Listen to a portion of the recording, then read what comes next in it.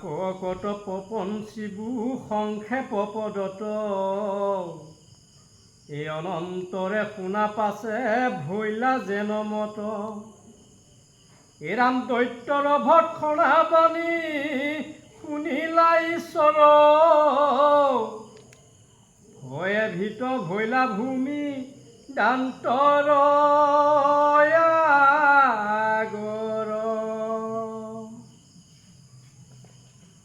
তবু তাৰ বাক্য সহি আছা কৃপাময়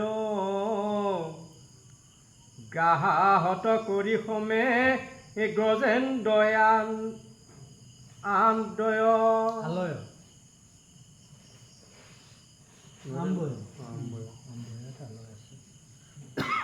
এৰাম পাছে পাছে দৈত্য গালি পাৰন্তে হয়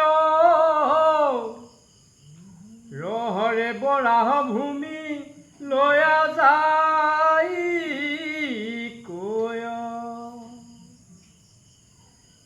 নীলাজ কৃষ্ণৰ কিছু নাহি লাজ ভয় এতেকে পলাই যাক জানিলো নিশ্চয় এৰাম তাৰ বচন হৰি নকৰিয়া মন জলয় উপৰে আমি থৈলা ভূমি খন জলৰ উপৰে আমি এৰা মাধা ৰস কটি দিয়া থাপিলা মাধৱ দেখি ব্ৰহ্মাদিৰ মনে ভৈৰন্ত উৎসৱ এৰাম নানাবিধ তুতি বুলি বিষ্ণুৰ উপৰে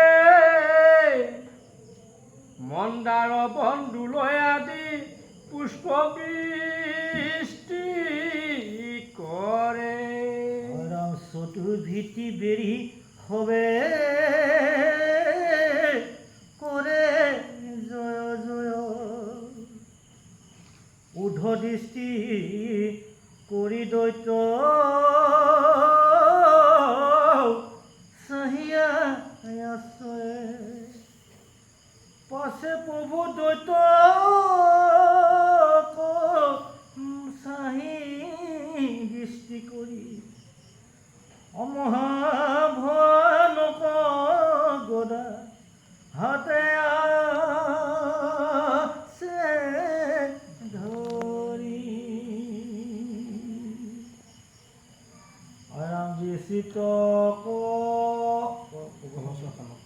বিচিতক বচখান ওলমেহি খৰি জল পিন্ধি আছে সুবৰ্ণৰ অলংকাৰ সুবৰ্ণ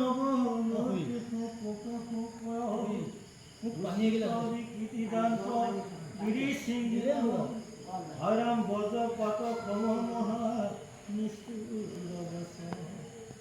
ছন্দ ছন্দ গালি পাৰিতে আছ ঘনে ঘন দৈত্য দৈতুণ্ডক দেখি প্ৰভু নাৰায়ণ দেৱতাৰ খবৰ দুখ গুচাই বাকমন আৰাম তেতিখনে পচন্দকো পক ধৰি লন্ত হাস্য কৰি দৈত্য কৰ্মা তিলা ভগৱন্ত আৰাম শুনৰে দৈত্য ভাল বুলিলি বচন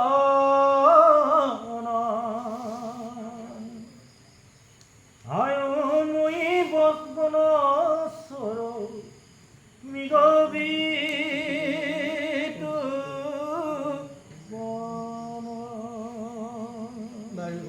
এইখিনিতে এই কথাখিনি প্ৰকাশ কৰিলে যে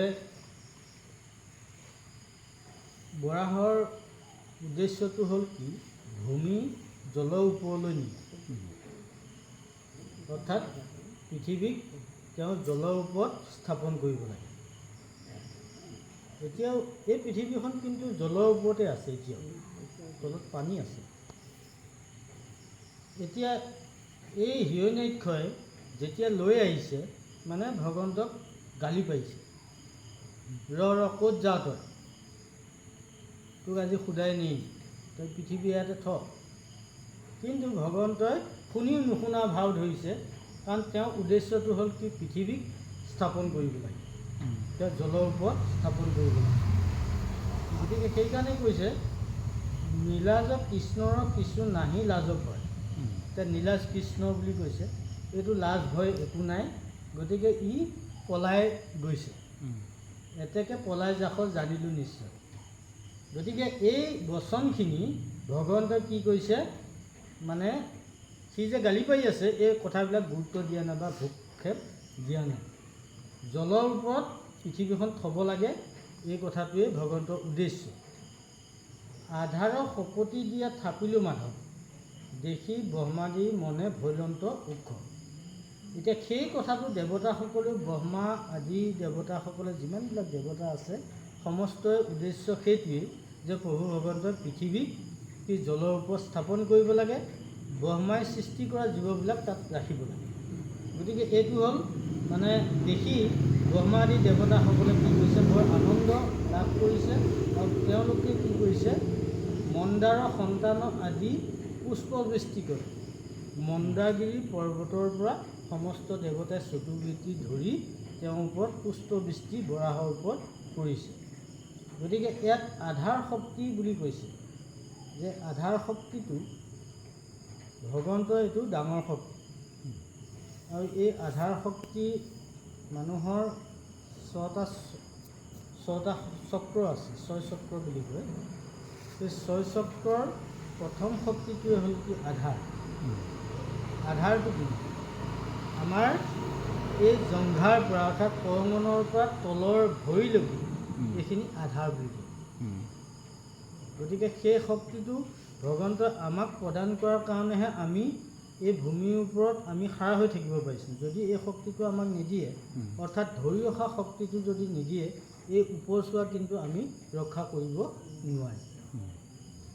গতিকে সেইকাৰণে এই আধাৰ শক্তিটো দি ভগৱন্তই কি কৰিছে, পৃথিৱীক স্থাপন কৰিছে, আৰু সকলোৱে কি ঊৰ্ধ্বদৃষ্টি কৰি মানে সকলোৱে কি কৰিছে, আনন্দ আৰু জয় জয় ধ্বনি কৰিছে। তাৰপিছত ইয়াত ক'লে যে ঊৰ্ধ্বদৃষ্টি কৰি দৈত্য চাহিয়া আছে, মানে এই দৈত্যটোৱে হিৰণ্যাক্ষই কি কৰিছে, ভগৱন্তক চাই আছে ঊৰ্ধ্বদৃষ্টি কৰি, আৰু ভগৱন্তই দেখিছে যে এটা ভয়ানক গদা লৈ সি ৰৈ আছে, ভগৱন্তক গালি পাৰি আছে। তাৰপিছত ইয়াত ক'লে যে বিচিত্ৰ কৱচ সান শৰীৰে জল, তেওঁ বিচিত্ৰ কৱচ তেওঁ শৰীৰত পিন্ধি আছে, বিভিন্ন ধৰণৰ অলংকাৰ পিন্ধি আছে, আৰু তেওঁ যিবিলাক বাক্য বুলি আছে এইবিলাক কি কৰিছে, বজ্ৰপাত সম মহা নিষ্ঠুৰ বচন, তাৰমানে ইমানেই কঠোৰ, মানে শুনিলে সহ্য নহয়, এনেকুৱা বাক্য মানে হিৰণ্যাক্ষই মানে ভগৱন্তক উদ্দেশ্য কৰি গালি পাৰি চন্দ্ৰ গালি পাৰিতে আছে, মানে চন্দ্ৰ গালি মানে চন্দ্ৰ সাপ বা চন্দ্ৰ গালি, যিটো অতি কঠোৰ গালি, যিটো গালি দক্ষই চন্দ্ৰক পাৰিছিল, গতিকে চন্দ্ৰ গালি বুলি কয়। আৰু দক্ষই চন্দ্ৰক যি সাপ দিছিল সেই সাপটোক চন্দ্ৰ সাপ বুলি কয়। গতিকে ইমানেই মানে বেয়া, সেই দক্ষই দিয়া চন্দ্ৰক দিয়া সাপটো হ'ল কি, যক্ষ্মাৰ উদ্ভৱ।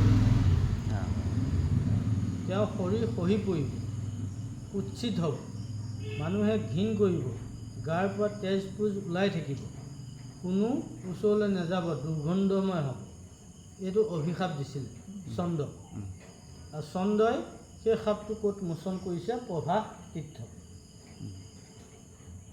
গতিকে এই যদুবংশটো এই প্ৰভাস তীৰ্থত স্নান কৰিবৰ কাৰণে সেই ঋষি সাপৰ পৰা লৈ গৈছে। গতিকে সেই সাপটো ইমানেই বেয়া সাপ, যিটো সাপ সাধাৰণতে কোনো কাকো নিদিয়ে। দক্ষই নিজৰ জোঁৱায়েকক দিছিল, চন্দ্ৰ হ'ল জোঁৱায়েক। গতিকে সেই গালিটো ইয়াত চন্দ্ৰ গালি বুলি কৈছে, ইমান কঠোৰ নিষ্ঠুৰভাৱে মানে হিৰণ্যাক্ষই ভগৱন্তক গালি পাৰিছে।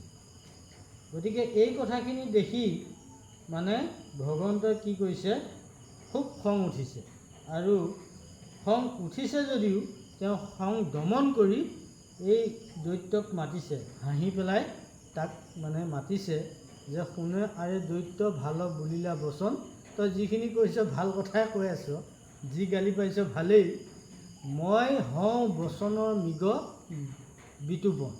গতিকে এই বচনবিলাকৰ মই মৃগ বিতুপন বুলি কৈছোঁ, যে তই যিবিলাক গালি পাৰিছ সেইবিলাক মই ভাল বুলিয়েই মই গ্ৰহণ কৰিছোঁ। পিছৰখিনি মাতক। হেৰাম তোৰ সম কুকুৰক ফুৰু বিচাৰি, এ আজি বিনাশী বুটুক দশনে বিদাৰি, এৰাম সোণৰে অভদ্ৰ মৃত্যু চাপিলৈ ওচৰ, কি কাৰণে তোৰ বাক্য এ নকৰো আদৰ। এৰাম মৰাজ তয়ে নানাবিধ কুবাক্য ৰতয়, তাক কদাচিতো লোকে এ ভাল নধৰয়, এৰাম হয় তোৰ বসুমতী আনো চুৰি কৰি, আৰু পলাই আহো তোৰ এ গদাহন্তে দৰি, এতেকে সামৰ্থ্য যদি মোক নাহি কয়, তবু সংগ্ৰামত আজি যুঁজিবো নিশ্চয়, এৰাম জাতো মই বলি সমে পৰহত্যা কৰিয়া, পলাই বাৰ ঠাই মই নপায়ো বিচাৰিয়া। তই মহাবলৱন্ত বিৰাট উত্তম, অৰাম যুদ্ধক লাগিয়া কেনে নকৰায়ুদ,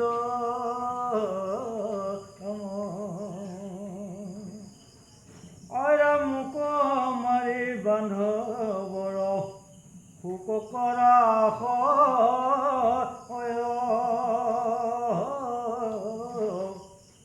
অৰাম নুহি আজি পাপিতে যাবি